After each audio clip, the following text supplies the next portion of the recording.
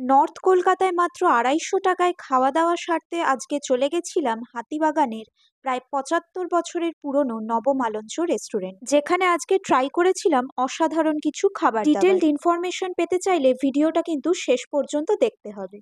প্রথমেই চলে আসি এদের লোকেশন।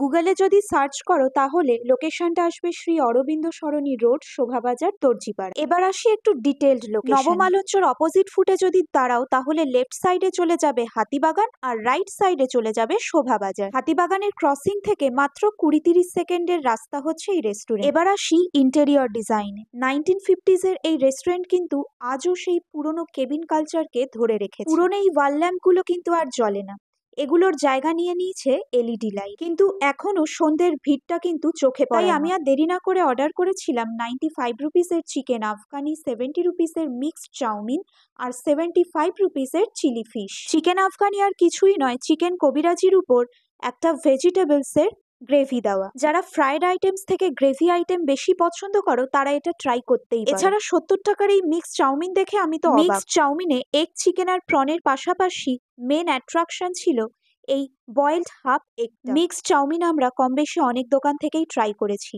কিন্তু কোথাও এই এগ কিন্তু আলাদাভাবে দেয় না। এবার আসি 75 রুপিসের এই 3 পিস চিলি ফিশ। চিলি ফিশে কিন্তু এরা ভেটকি মাছ সার্ভ করে থাকে, তাই আইটেমটার টেস্টটা কিন্তু অনেক গুণ বেড়ে যায়। মিক্সড চাউমিনের সঙ্গে চিলি ফিশের এই কম্বিনেশনটা কিন্তু আমার বেশ দারুণ লেগেছিল। এবার আসি টাইমিং এ। সন্ধে 6:30 থেকে রাত 10টা অব্দি এই রেস্টুরেন্টটা ওপেন, তাই হাতিবাগানে গেলে এই রেস্টুরেন্টটায় খাওয়া দাওয়া করতে কিন্তু একদমই ভুলো না।